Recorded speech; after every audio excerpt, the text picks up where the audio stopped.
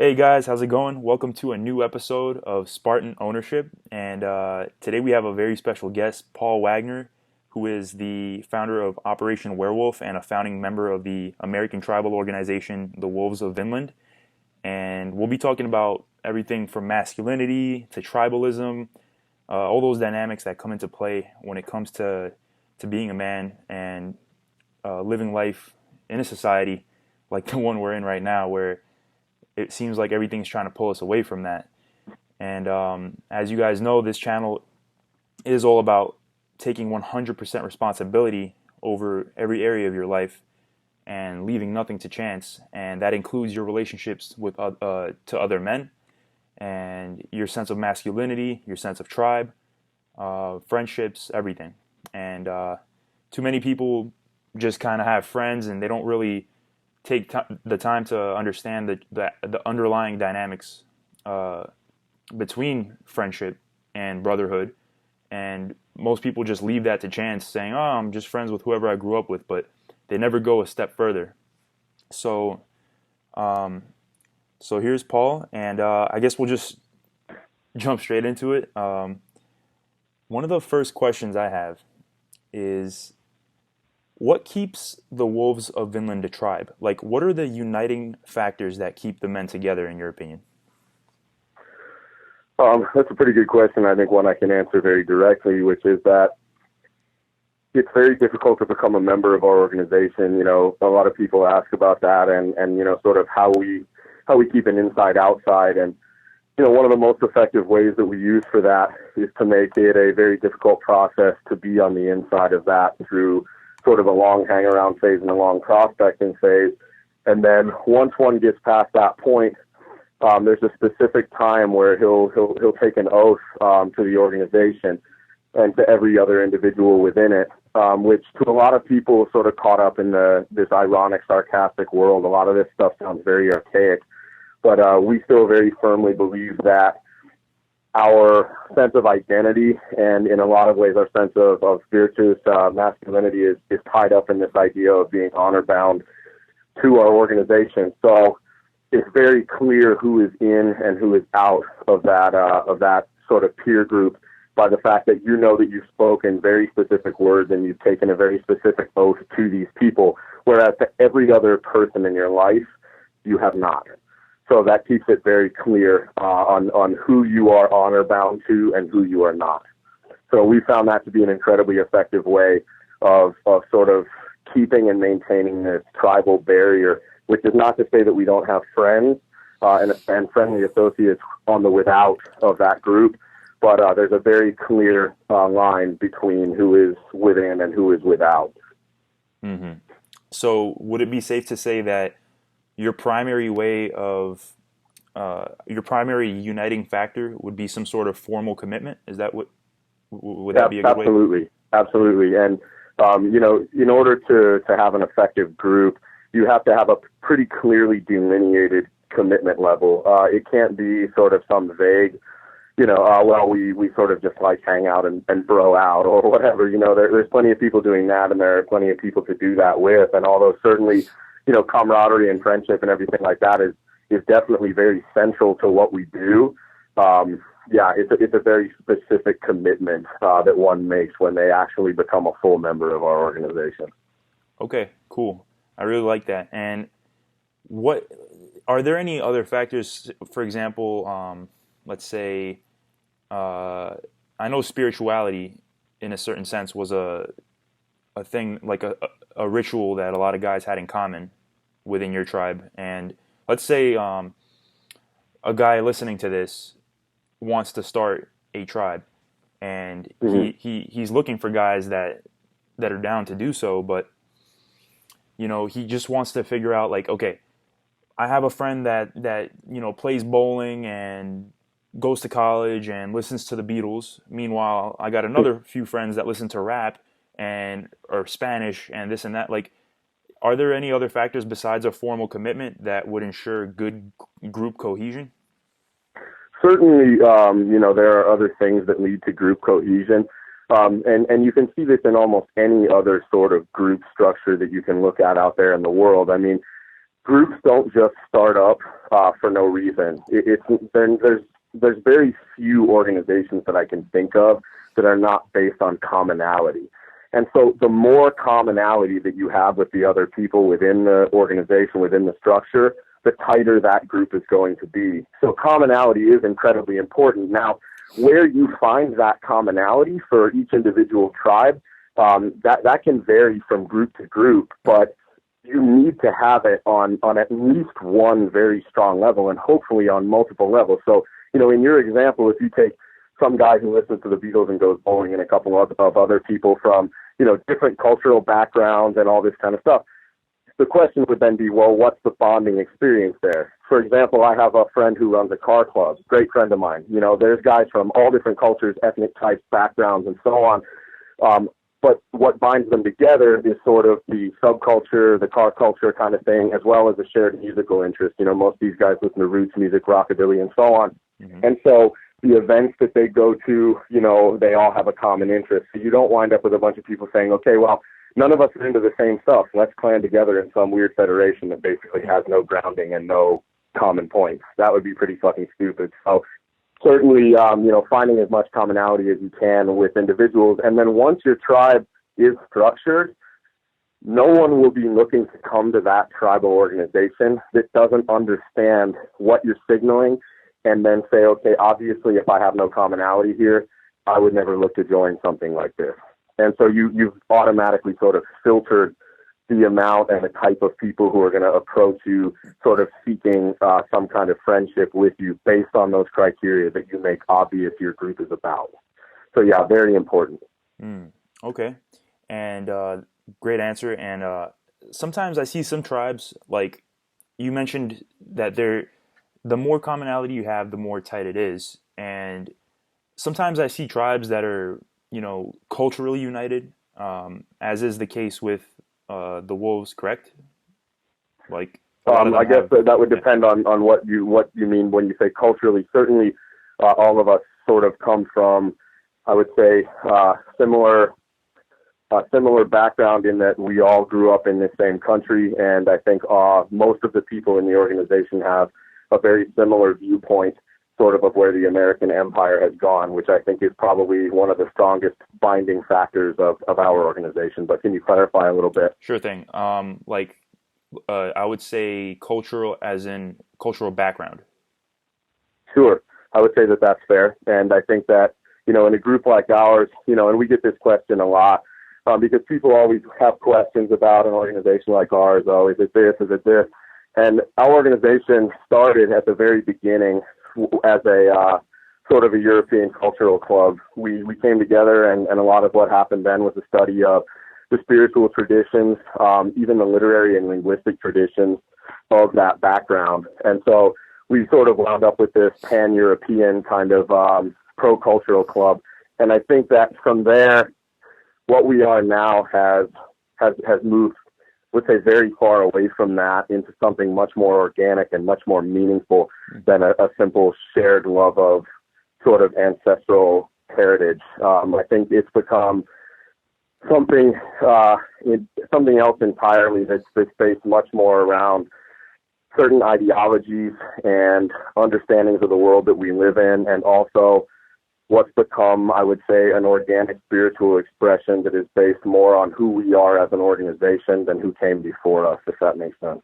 Oh man, totally. And as you were saying that, I could just see like images of cohesion in my mind as you were describing those. And like one of the reasons I was interested in that question particularly was because not too long ago, well, first of all, I grew up in Queens, New York City. And if you don't know anything about Queens, one of the things you might find out if you Google it is that Queens is known to be the most diverse place in the world. And I grew up in a very diverse neighborhood, and I had, Spanish friends, I had Russian friends, I had, a mix of them. And eventually I had great friends on, different cultures, but they all had like mind in regards to myself, meaning they all, meditated, they all were into self-development, they all worked out, they all did this and that. And one day I was like, you know what? we should all unite into a organization, because I read The Way of Men and I was like, this would be an amazing experience. And they actually liked the idea, and we started having weekly meetups where we would discuss how that would go, and we tried to feel each other out. And eventually I felt like there was too many incongruencies, and it just didn't pull through.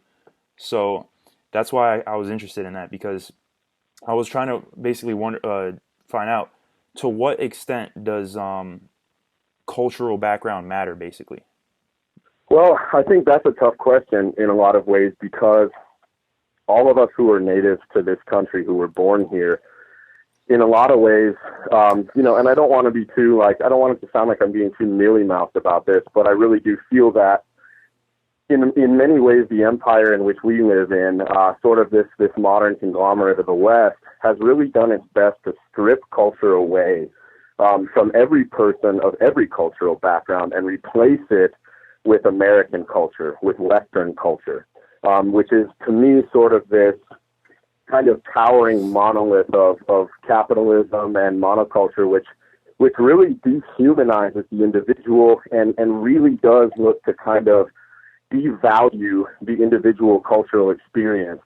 And so when you have people who have grown up around this, in one way, it makes it difficult, but in the other way, I feel like a lot of people are coming to it from sort of ground zero, because they no longer have a deeper cultural understanding of where they come from, of who they are, and who their people have been and all this. So no matter what color somebody is, I think that sort of the powers that be and the people who kind of control the thought processes of the West, it's not good for them, for any groups, to see themselves as culturally significant from any other group, because the more similar everyone is, the easier it is to market to them as a whole. Right. And so, in my opinion, it doesn't matter whether you're Caucasian or Hispanic or African American or Native American. They don't want you to feel that you have an individuality or that your culture is necessarily, and I don't even mean your niche of American culture. I mean your background, where you truly come from. It's not good for them to have people of any of those ethnic groups saying, okay, this is who we are and this is how we identify, and we identify as being separate from this mass consumer pool, because it then makes it difficult for them to not only market to you, but to control you.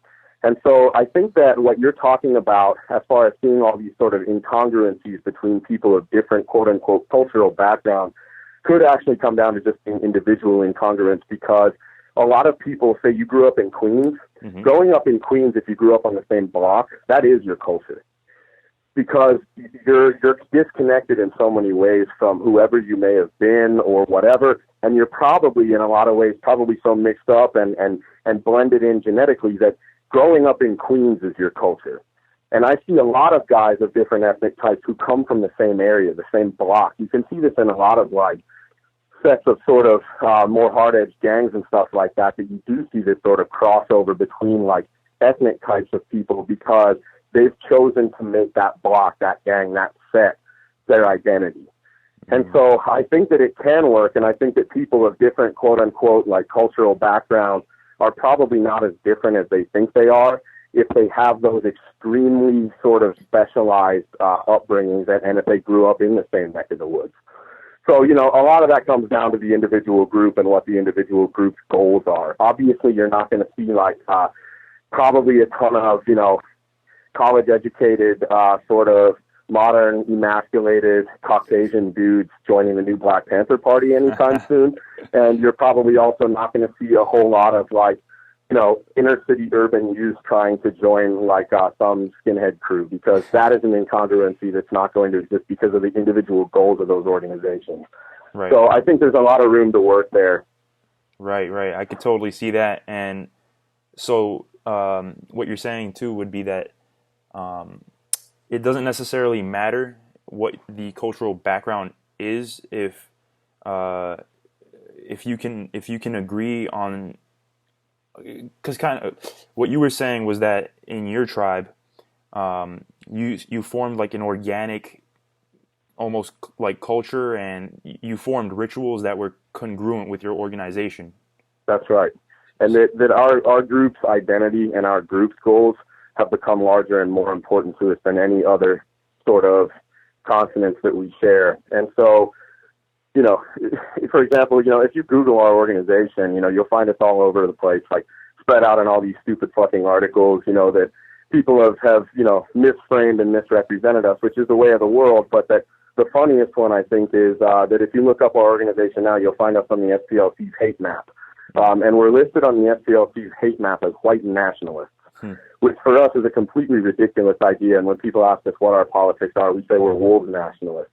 I have no interest in some sort of like border that was delineated for us by people who, by our very nature, we're against.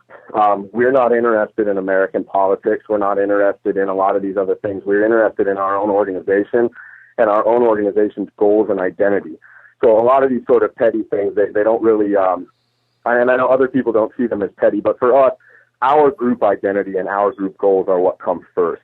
So to sort of like wrap the question up, the original question up, people of any ethnic type can work together based on what's the overall goal? What's the overarching goal of the organization? Like I said, for example, some of my friends are in, you know, organizations that are bound together by a love of like the type of conveyance they have. You know, you got guys in a motorcycle club from all over the place, all different backgrounds, all different, even places, you know, sort of financial backgrounds and everything, and they're bound together by a greater identity within the group. Now, for some organizations, this doesn't work, but I think that everything really comes down to the individual aim. And I think too many people start an organization without a clear enough idea of what it is, that their overarching goal is. And so the first thing I would ask myself if I was setting out to start an organization, to start a tribal structure, even to start like a weightlifting group or something as simple as that, would be, what is the purpose here, and what is the identity, and what is the identity that we're trying to signal not only to each other but to the world. Beautiful, beautiful. And as you were saying that, one of the things that came to mind was an organization such as, let's say, a strong organization with different cultural backgrounds, to me would be like the Navy SEALs, for instance, because you got guys in there that are from, you know, the ghetto in Chicago to like country kids from Alaska, and they're all working together and they're all risking their lives for one another, and some ultimately die for one another, and they don't necessarily come from you know, the same cultural background, but they do have that. They're united within their mission, the ethos of the organization, and that's basically what they're united by. So I could definitely see. Absolutely. I think military organizations, especially when you're looking at smaller, like more elite groups. I have a lot of friends who served in the U.S. military.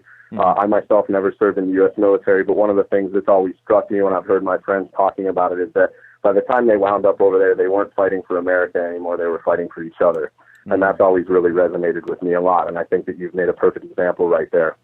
Awesome. That's actually pretty liberating, I think, to some, because some people think that ethnicity and all those things are just fundamental aspects of starting a tribe, yet they can't find people from their ethnicity to want to do that. So it kind of like broadens your options to an extent, which is kind of nice. And obviously, I don't want it to be misrepresented, you know, in what I've said. I'm saying that I believe that all that kind of stuff can take second place to, you know, identity and an organic group goal.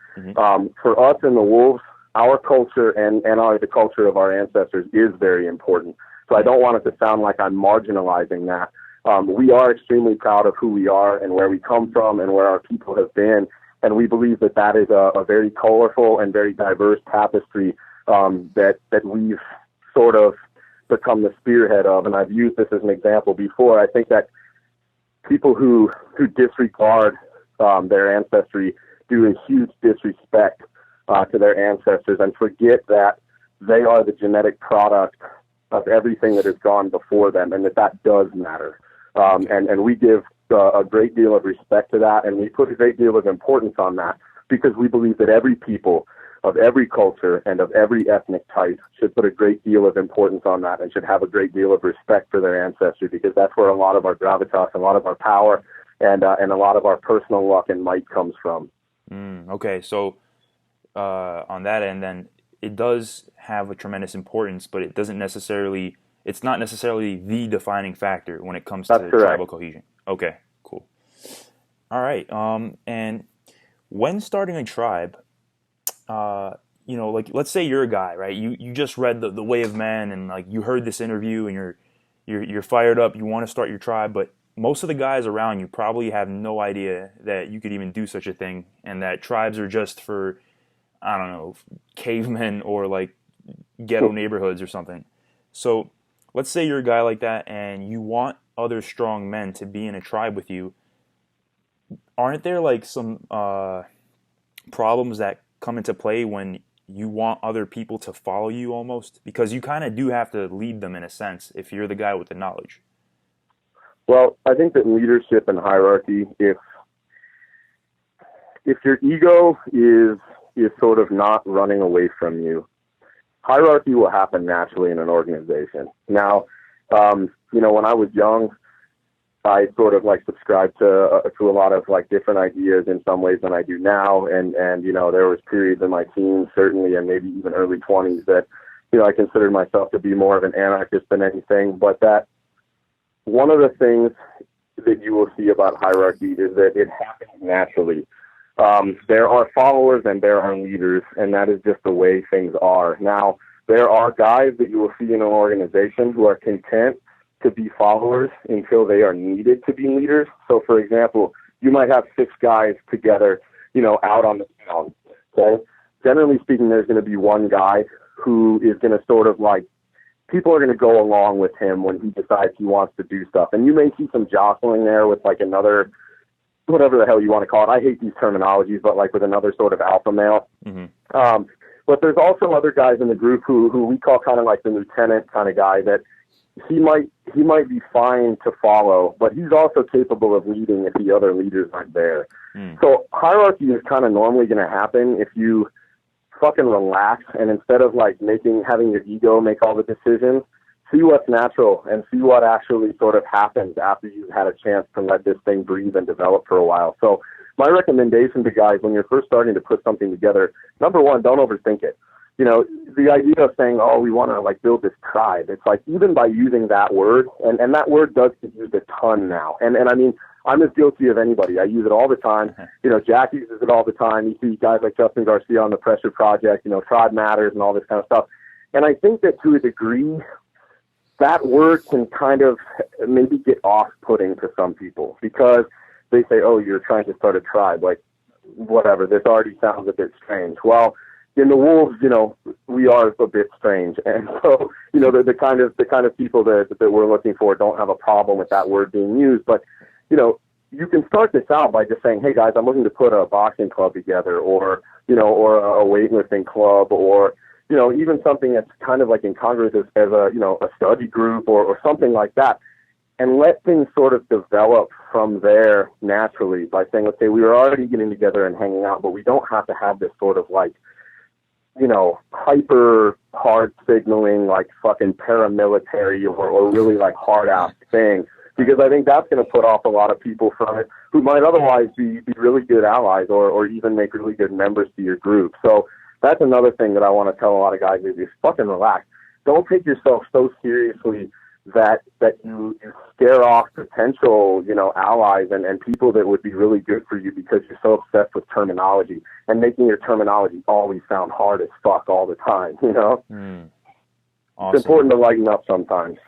For sure. I could definitely see that. And I'm pretty sure I've been, I've made that mistake a few times where I was like very serious about it. And it's hard to temper your passion. I mean, if you're a passionate person who's kind of like, I consider myself to be sort of driven by that aspect of my personality. I've got passion in spades and so I'm always turned up to 10.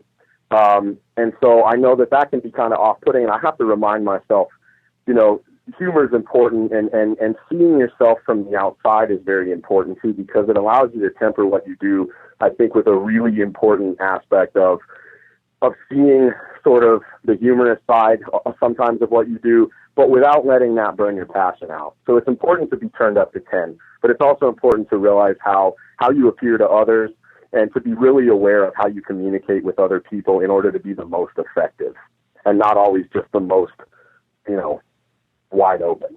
Definitely. Element of self-awareness does play a role. 100%.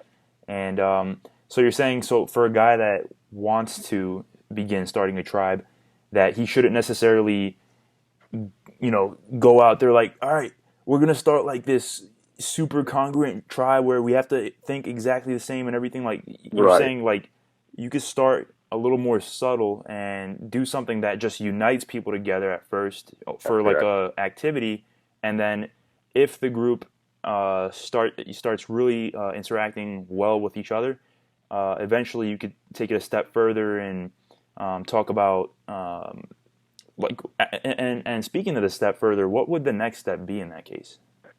Well, and one of the things that you just said there too, I want to touch on this idea that Mm-hmm. that people also seem to think that in an organization everybody needs to think the same way. Mm.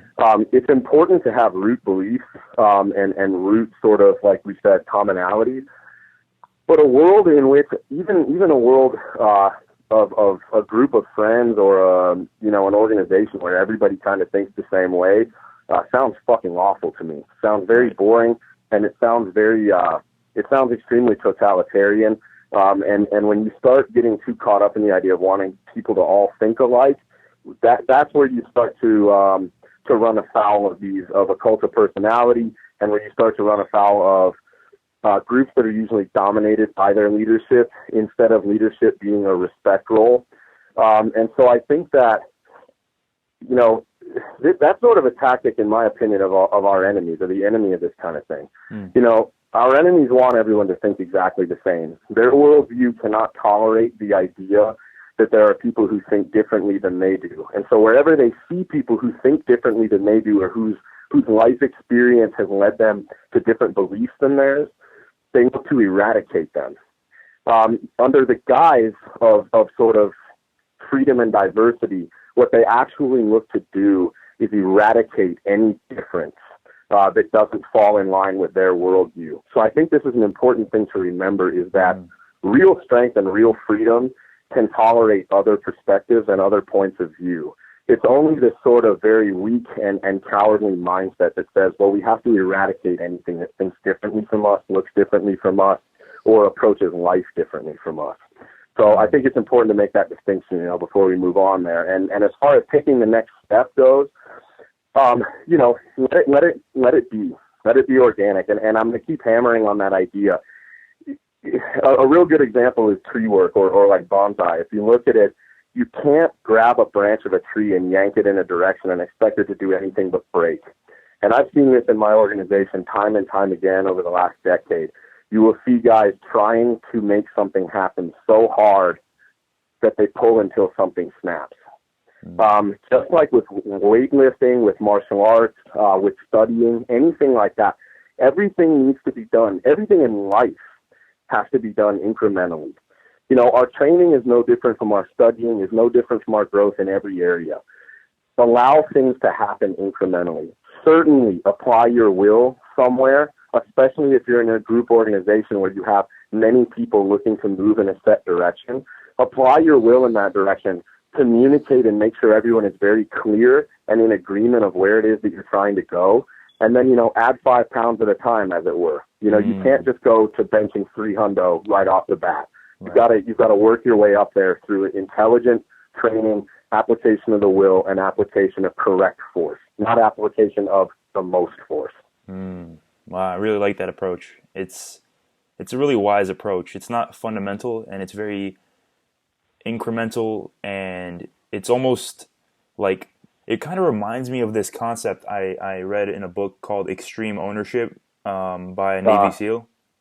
Yeah, I'm familiar with it. Okay, so it's called I think it's called like it's either shoot, cover, and move or something like that. And it's basically like you're always you're shooting a few times, you're communicating with your guys, and you're moving forward. You're shooting. That's right. You're never like just charge. You're never doing any blindly fundamental charging in a direction, where there may be an enemy installment right there ready to cut you to pieces, and too many people, you see it in the gym, and I kind of always correlate stuff back to the other things that I know, but you see it in the gym and in like jiu-jitsu or anything like that. you'll watch these guys come in, and like with jiu-jitsu, you know, you watch this guy come in off the street. He's never done any training before, and he's going at 100%, dude. He burns out in like 1 or 2 rolls. He gets frustrated that he's not like a master right off the bat. You see other guys come in to lift weights. They throw way too much on. They use really shitty form, and what happens? They hurt themselves, and they wind up not training, and they become a fat piece of shit who sits around with his wife talking about how, oh, like I used to lift weights, but I injured myself. It's like, fuck you. What happened is that you went in there and your ego wrote a bunch of checks that your body couldn't cash, and you fucked up. You blew it, you know, through your own, you know, pride and hubris. And so, you know, it is an important thing to take a measured approach in all the things that we do. Right. 100%, man. Awesome. And like when it comes to, you know, forming that identity, and which happens eventually, as you say now, and gradually, do you think that a component of that formation of until it becomes a tribe, whatever it is that you're trying to do you think that a good thing to do to kind of add into that process, do you think a good thing to do would be to add in like a deliberate form of adversity? Because I have a feeling like, let's say you have a group of guys that all meet up because they love playing basketball. So they're playing basketball all the time, and they find that, hey, you know what? We're actually a good group of friends. It's been 2-3 years that we always meet up on Sundays and play basketball. How about we start doing this together and that together? And next thing you know, they're doing all these things together, and they say, you know what? Why don't we join why don't we have more personal rituals in terms of spirituality, etc. And until that becomes a tribe. But do you think a good idea would be to add in some sort of adversity for the men to go through together? Because if all they did for years is just play basketball and, you know, talk about things, how do you know like that they're going to be strong when shit hits the fan, you know? Yeah, I understand. I think what you mean. I think that in the sense of a basketball team, you know, the way that you would add in adversity is through competing. You know, you would find people to play against.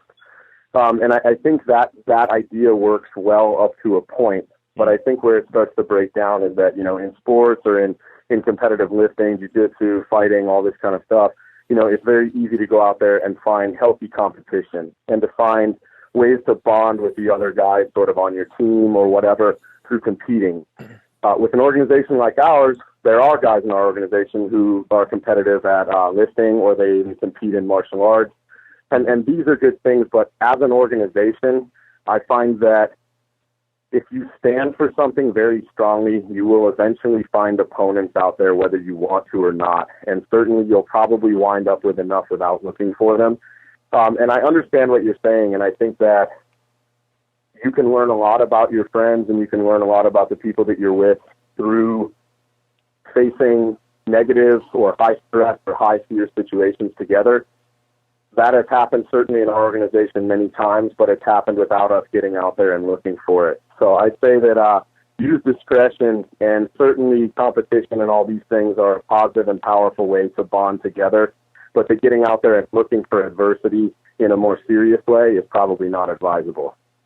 Right. Well, I'm not necessarily saying it in like a looking for adversity, but more like one of the things basically I thought about when I was trying to start a tribe was that, because, you know, for a few weeks things were going great, and I was already thinking like 20 steps ahead, as I usually do. And like I get head over heels with certain things. And I was like, man, maybe like in a year from now, if things are still going well, we could like test ourselves in a sense and kind of test our will to persevere as a group. So one idea was like to go out into the forest for a few days and just do like, I don't know, just meditate for hours together and like do activities. I see what you're saying. Yeah, do activities that just challenge each other as a group and just form each other. I think that sort of thing should be encouraged 100%. In our organization, there's certain sort of things that are in that vein that you're talking about that are mandatory. Mm-hmm. So yeah, in a sort of introducing things on an intertribal level, yeah, I think that that's incredibly positive, and having your group bond together through situations like that is very important. Awesome, man. Awesome. Um, and that sounds like things we could do when you find people locally, which is obviously ideal if you're trying to start a tribe or have a group of Essential, guys. yeah. And but like, let's say you're in a small town, like a lot of guys here listening are, including myself, and you don't know that many people, and like the thing is, we have the internet, so we can connect with people.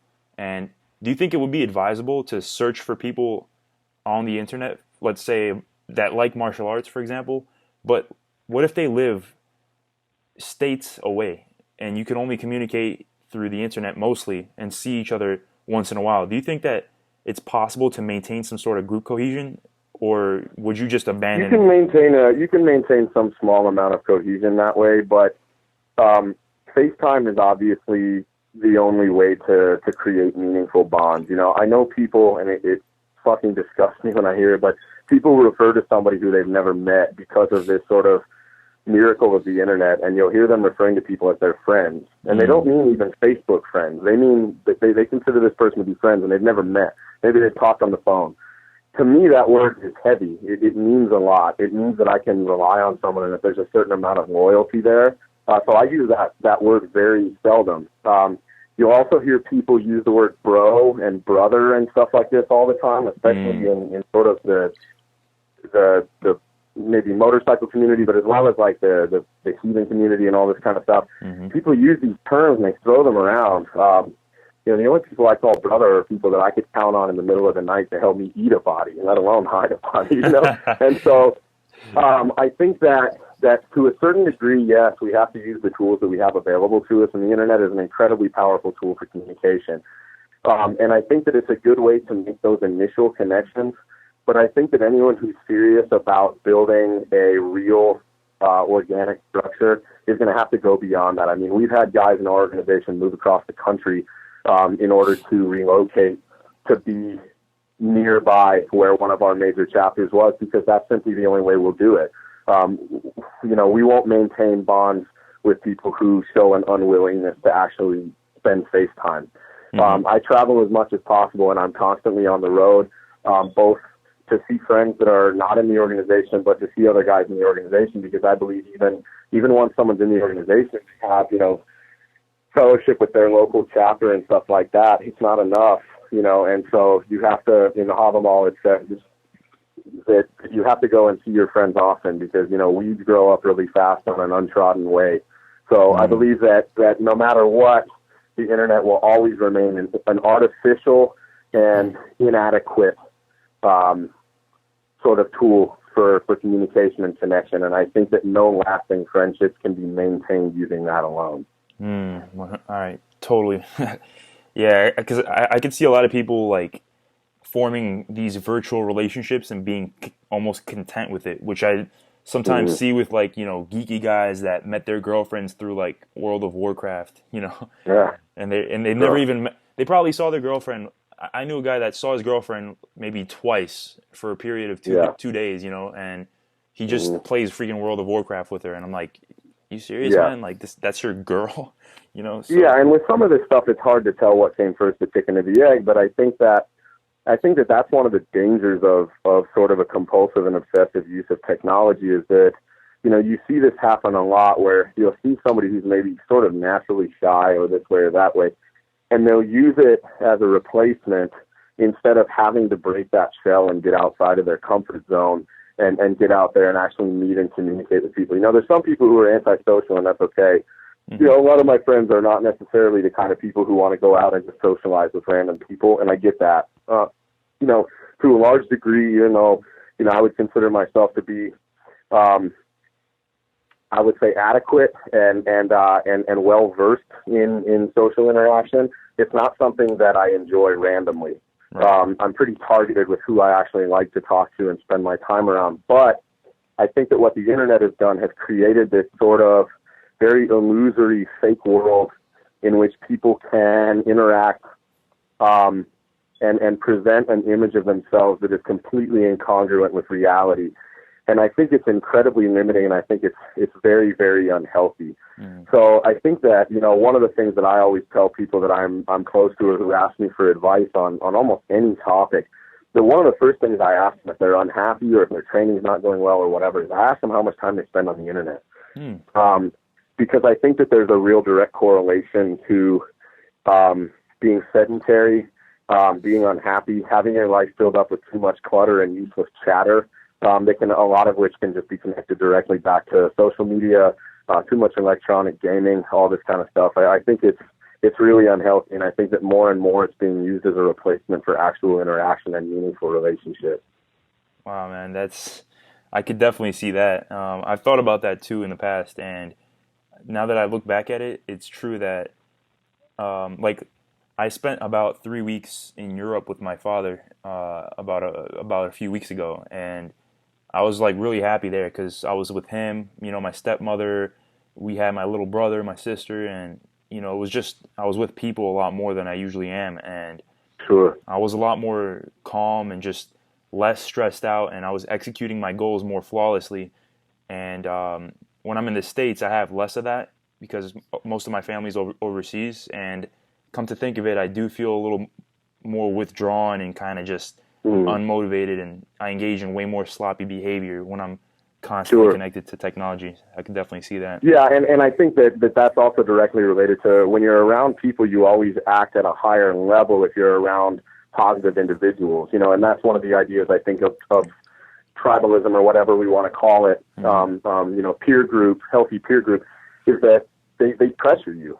You're under constant pressure to perform at a higher level, and that never stops if you're in a good peer group.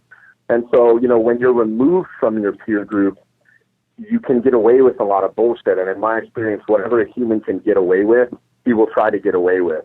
And so, if you're in a good peer group, a powerful peer group, if I'm spending time with the guys in my tribe or my actual, my blood brothers, my 3 older brothers, I'm always operating at a much higher level because the bar is set so high. Right. And that's why it's important to surround ourselves with people that challenge us mentally, physically, spiritually, whatever, because just like when you're in the gym, when you're working out with guys who are really strong, who are way stronger than you, they push you, and you always have the best workouts. You always lift more weight. You always do better. And so that's important to have in your life across the board as well, I think. And obviously, what we talk about, with technology, you're not going to have that because there is no direct relationship there.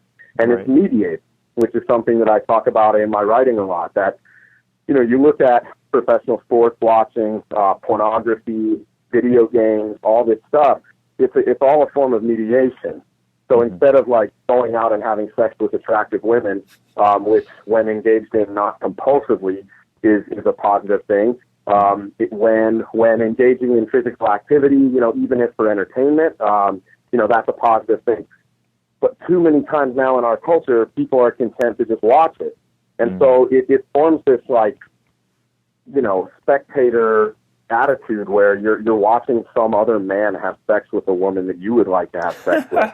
You're watching some other guy perform something physically that you wish you could do, and you see these fat slobs on the couch critiquing UFC fighters, saying, "Oh, if I was there, I would have done this," and you're like, "You would never have gotten there though because you were a fucking disgusting sack of human garbage."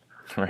So there's too much mediation involved here, and I think that, especially with stuff like pornography and too much spectator sports watching, you wind up with this prep mentality where it seems like it's prepping you to watch things done in your absence, or in your stead, so that you're content to just sit there and not do anything with your dick in your hand, Right.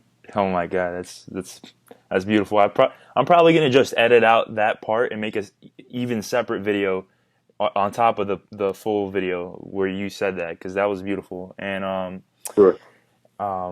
When you also mentioned, and we're perfectly transitioning to my next question, which was, you mentioned guys, when you're around people, like when you're training with stronger guys, for example, they're setting a high standard, and that's just what happens when you're with people. You function at a higher level. And my next question was actually, what is the standard, I guess? I just want to phrase this right, but like to what kind of standard should you demand of the people around you? And let's say you're a guy, because most of the people listening to this aren't in an actual tribe. 100%. What And kind that's of usually who I'm speaking to because, right? you know, obviously I'm a male, and speaking as a male to women on how to be more womanly or feminine is sort of not what I do. Just like I don't particularly care for females talking about what makes a real man. It's like I think Justin Garcia said, like listening to women talk about what makes a real man is like listening to a vegan talk about the best way to prepare a steak. Right, 100%. So, but I guess the question is, if I phrase it correctly, is what standards should a man demand of the people around him if he's planning on to someday maybe even have a strong group with that? Like, let's say you're a guy and you just met these guys and you're having these meetups where you work out together and everything. What standard would you recommend that a man demand of his peers, basically, for when it comes to strength? Like, some guys, they just get pissed as soon as a guy doesn't work out, or if he misses a day, or it just, like, I'm like that, you know. If I have a friend and they show like they're not taking life seriously, even for like, you know, if they do it, like, I have a high standard when it comes to that. Like, if they do that more than a few times, I'll just cut them off, and I would have probably known them for years at that point. But if I just see that they're really just, but some people say, oh man, you're being too hard on people, stop having such high standards. But it's like, but if one day I want to form a tribe with these guys, I just want them to be on top of their shit. So what are your thoughts on that? Sure. You know, I think that in a lot of ways I'm probably similar to you in that regard, which is one of the reasons why I work out by myself. But, you know, I think that there's definitely a fine line between having very high standards, which is good, but you should always expect a lot from people if you're prepared to give a lot to those people. So, you know, I tend to expect from people what I'm willing to put in, but I also understand that it's important and that most of life's frustrations come from an expectation of how a situation is going to play out instead of a love for the action itself. And so I think that in a tribal organization that sort of already exists, so in other words, a group like ours that's existed for like 10 years, we do have standards and stuff like that, but they weren't in place from the very beginning. They were come to, like I said, incrementally and organically. Now,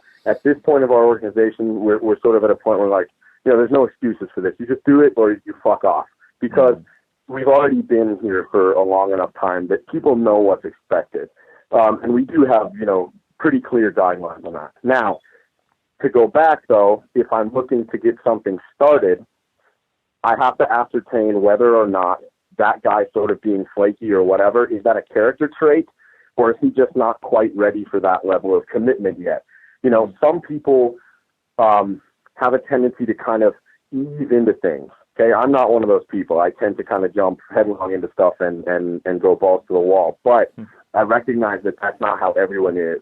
So a certain amount of patience has to be used in order to discern whether or not this person is just flaky and kind of useless in general. Because, like you said, you know, this could be someone you've known for years, and is that friendship valuable enough to maintain it and to maybe use some patience and a little bit of mercy here in order to kind of help this person ease into it? Or is this someone that you've been friends with for years, even though you knew that they had zero dedication to anything positive? If that's the case, you know, cut them out of your life, because life is too short to surround yourself with the chronically underachieving, you know? Right. So I think it takes discernment, but, you know, so some from column A, some from column B. Situational. Right. Awesome. And on that same note, a lot of guys don't have a code, I guess, when it comes to friendship.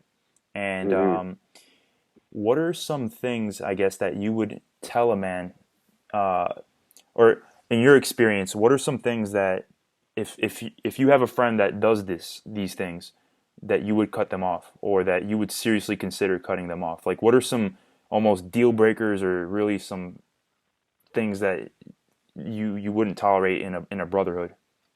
You know, you could probably go on with a list like that forever, but I'd say some of the more flagrant, guys who don't respect their friends' boundaries, especially when it comes to like female relationships. A big warning sign for me has always been if I've seen a guy hit on his friend's girlfriend.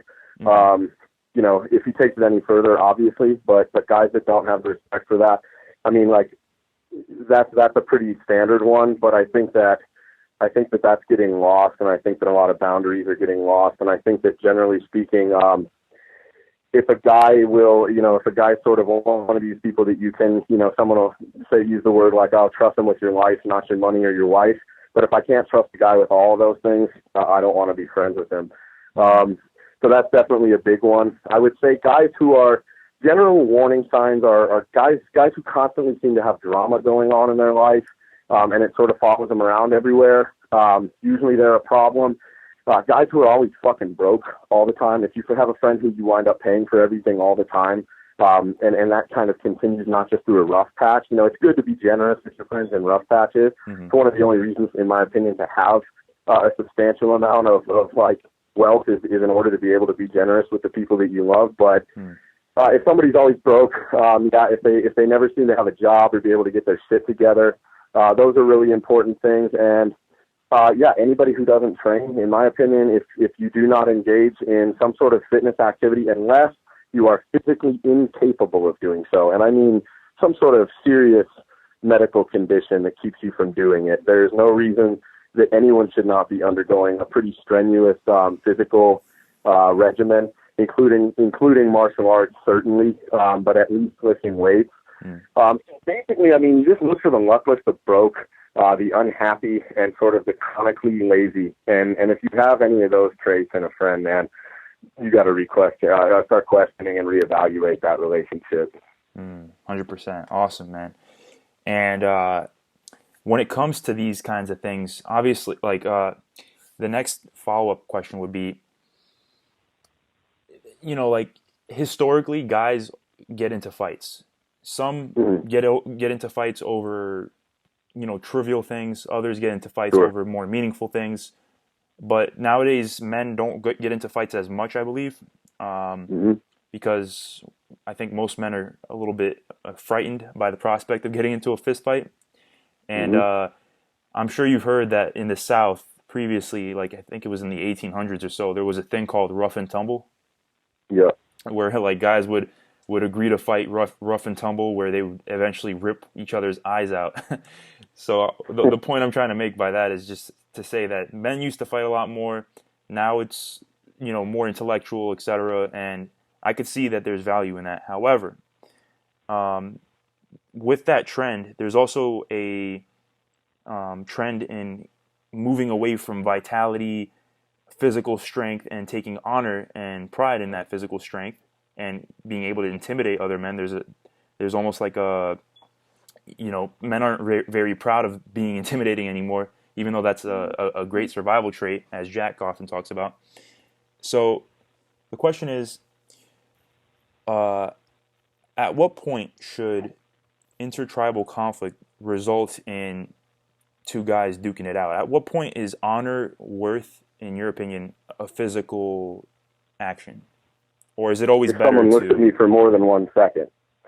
No, just kidding. But, I mean, I think that to touch on what you sort of started out talking about why men don't fight anymore, I think that's a three-pronged thing. I think fear comes into it some because people fear the unknown a lot, and that fighting is more and more of an unknown for people because it doesn't happen as often. But I think another reason why it doesn't happen as often and why people are afraid of it as an unknown is that legal repercussions for it gets more and more serious every year. I mean, I remember as a kid, it wasn't that big of a deal to be in a fight at school. Maybe you would get suspended or maybe there would be a fine or something like that. But now kids are having to have like psychological evaluations. You know, they're getting criminal charges pressed against them as a minor. I mean, it really is insane the way that we view non-lethal violence in this country now as sort of, you know, toxic masculinity and like mental problems and all this. And I think that brings us to the third point is that the emasculation, sorry, the first one wasn't a word, but the emasculation of males in the West is such a prevalent concept and a prevalent idea that you wind up with a type of male who believes that fighting is for the ignorant. Right. And I think that concept of violence sort of being this knuckle dragger only kind of concept is really unhealthy for men to think about. But I also think that it's interesting to see what sort of subcultures in America are being fed that notion and which ones are not.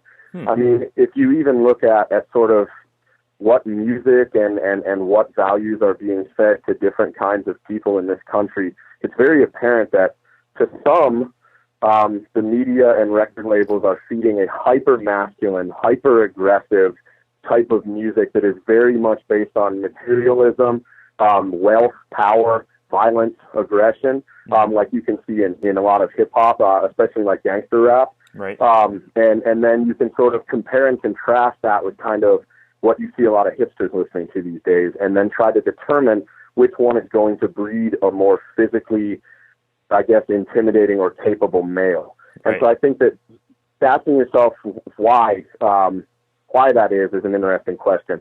So to touch on the second one, as far as, what's a situation where that kind of thing is going to happen, in our group, it just happens. And fighting in our group happens as sort of a friendly engagement, usually between two guys. So even if it winds up kind of being like, I won't say severe, because it's not like dudes are beating each other senseless, bare knuckle in our group often. But it's not an unknown, so guys will make an agreement from different chapters. Maybe they say, hey, look, we're going to see you in June, so would you like to box? Right. And the other guy says, yeah, sure. So it's a good reason to train and compete, and to keep your training going really well, because you don't want to make a poor showing in front of your peers. Right. As far as a reason to throw down and actually say, hey, look, we're going to fight over this, I think anytime there is some sort of conflict or argument going on between two people that can't be resolved even through mediation, through another one of your peers, and they say, no, like, I'm not willing to agree on this, then you basically will present them with the idea of, okay, is a fight going to settle it? Because if so, fight, and if not, then obviously one of you is going to have to walk away. Right. And so, that's a pretty serious situation, I think, that calls for something like that. So I think that no holds barred kind of violence between two males within a group should be reserved for kind of pretty serious slights on somebody's honor or whatever, Mm-hmm. So you're saying that that it would be wise to at first do everything you can to basically avoid an all-out confrontation like that, but if the confrontation itself is the only way to settle the conflict, then that option should be reserved for that situation. Yeah, and but I've also seen two guys at one of our things throw down over something like pretty simple, that like after which they were fine. And so I think that sometimes by making it such a heavy thing, we give it almost too much power. So, you will see that happen sometimes. It's not that common in our group. It's not a bunch of brawling idiots. But, sometimes you'll see it happen where, somebody will just go a little bit too far and somebody will, throw a punch. And almost always it's just his blood got too hot. Sometimes, maybe there's a bit of drinking involved or whatever that sort of helps create a situation like that. Right. And 100% of the time that I've ever seen that happen within our organization, even when there was a lot of blood involved, there was also, post hugs involved and everybody was fine. I've never seen it create a situation that was a deal breaker for someone. So, I think it's situational. But if somebody wants to have an argument where they won't take it to blows, that's also a warning sign too. If they say, no, like nothing can fix this, and say, really? Not even throwing down over this and kind of, putting your honor against his honor and seeing who the winner is. If someone's like, no, it's, there's no reconciling, then I think the problem is with that individual in many situations. That's interesting too. So at what point do you, what aspect of a man's honor is worth really defending is, I guess, my question. Like with physical violence? Yeah. That's a really interesting thing to bring up, and it's a conversation I actually just had with one of my really close friends. we were in a bar, and there was a group of guys that were, you know how it starts. People kind of give you the eye and then start kind of talking shit amongst themselves, and then it progresses from there. And this is a guy, he was saying, at what point, are you going to kind of say, all right, this isn't happening anymore? And I think that, there's definitely there's a really sort of amorphous line there of where that's going to be and where that's going to happen, But if somebody comes up to you and decides to exert their will over you in order to get you to do something that you don't want to do, if you don't stand up for yourself, you're going to create a habit of not standing up for yourself. And if you stand up for yourself in a situation where someone is trying to push you to do something, then it's pretty much you're going to wind up seeing where the situation goes. If it's something where someone is using immediate, like blatant disrespect, or is coming at you where they are automatically instigating violence with you, even if it's verbally. For example, if somebody comes up and says something that's absolutely threatening, it's not a good idea to wait around to see whether they're going to initiate physical violence. But this is also a really strong reason why everyone should know laws in their area, because some words can be perceived as assault or as a threat or whatever, a threat on someone's life and limb, this kind of thing. It's important to know your local laws on this. And I think that the short answer would be, if someone's trying to get you to do something you don't want to do, or if someone is essentially threatening physical violence. If someone is merely like insulting you, but it doesn't look like it's going to go anywhere, then, if you're risking a charge over somebody's, throwing a couple of words at you, you should remember your childhood, rhymes and the whole sticks and stones thing. You don't owe that person a fight for coming up to you and calling you a pussy, unless it looks like they're going to take it somewhere further, in which case, rock and roll. But understand that in any situation, you're looking at potential legal repercussion, and a lot of that stuff can be heavily influenced by the way that you look. Certain things that you may have done, for example, I have quite a few tattoos, and a lot of this kind of stuff can really influence how you'll be treated in a court of law. So it's something that you should definitely consider anytime you're about to get into a situation that can lead to a physical altercation. Right. Okay, yeah. So anytime it basically appears to be inevitable is when it's good to rock and roll. And I mean, and you can never know, nobody can see the future. So if you preempt someone and say, well, he seemed like he was going to hit me, or he seemed like he was being aggressive, it's kind of on you. Right. But if somebody's being physically threatening and they're blocking a point of exit, it's probably not too smart to sit around and see what happens. I'm obviously not recommending that anybody ever do anything illegal, but that's why it's important to know your local laws. But right. Don't be so afraid of potential quote unquote trouble that you allow a situation to go far beyond where it should have, because you weren't intelligent enough to discern a threat to your life and limb. Right, 100%. Yeah, it's basically, again, one of those things that there's no fundamental answer. That's right. Conditions. Everything is situational. That's right. Right. And like when I was younger, I fought a lot. I fought as much as I could, and to the point of, in my opinion, to the point of it being a bit ridiculous. And I think that's a combination for a lot of people who wind up in a lot of fights. Some of it is just reckless nature. Some of it is like alcohol abuse, and some of it is ego. And certainly I had all those things in spades when I was younger. And that I think that getting a little older and doing my best to work on those factors, like, for example, I rarely drink anymore to any sort of excess that would put me in that kind of situation. So I don't spend as much time in bars or parties. So I don't spend as much time around potential situations of that nature. I've done my best to rein my ego into a point where who I am is sort of in line with who I say that I am. And I feel at a certain point where if you do a lot of training and you train your body physically and you train your mind and you train your sort of ego to remain in check, there's a lot less situations that are going to elicit a violent response from you in general. So I found that the more I train martial arts and stuff like that, the less likely I am to react to some sort of like insult or whatever with a violent reaction, because number one, words shouldn't really hurt you if you're a grown adult. And two, you don't have as much to prove. You don't feel like you're always in a pissing contest, I think, like you do when you're a younger guy. And so, I don't think it's intelligent to seek out violent situations, but I also don't think it's very manly to make decisions in your life that may limit your enjoyment or places that you would like to go or things that you would like to do because of an abject fear of violence either. So trying to wrap up on my sort of rambling last answer, I would say that that's a little bit more coherent. Right. Awesome, man. Great answer. And I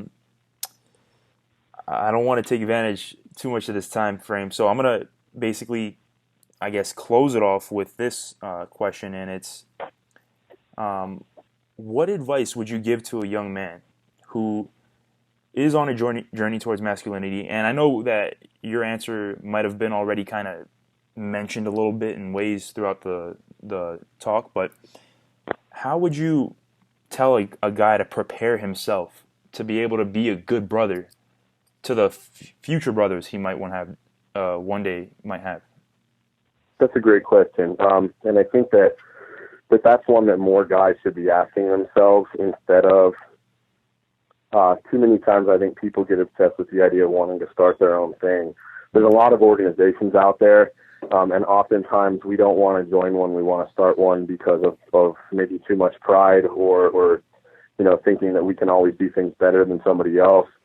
And I think that the best way that a young man can prepare themselves for life in general, but certainly to be an effective friend, and someone that other people, want around is, and I believe that Jack Donovan said this, but the kind of friends I want are like, and the kind of man that I want to be is one that my friends would always want to call first in any situation, no matter what.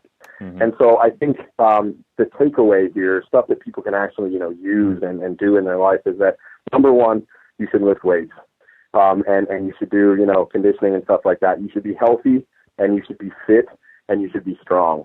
A good angle to push towards is, you should be able to, run 2 miles in under 16 or 15 minutes. That's a good benchmark.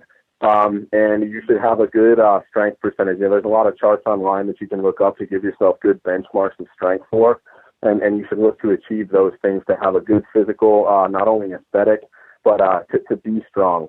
Number two, you should certainly train in a martial art. I would recommend, I'm biased because these are the ones I train, but I would train, jiu-jitsu, Muay Thai, or some kind of general MMA thing, as being very, very proven as effective. I would also train with firearms because it's a dangerous world that we live in, and I don't recommend that people become gun crazy, but I think it's intelligent to have that sort of knowledge. I would tell them, try to read 4 books a month if you can, and read on a variety of different subjects. Study language, study the classics, and keep your mind very much informed and stay limber.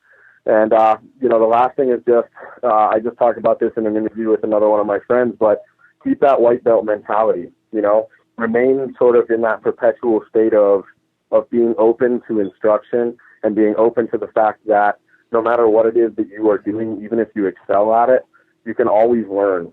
And so I think that keeping a really healthy balance of ego and humility is important. I know that a lot of people hear humility and they think it's like maybe too much of a Christian value, but I think that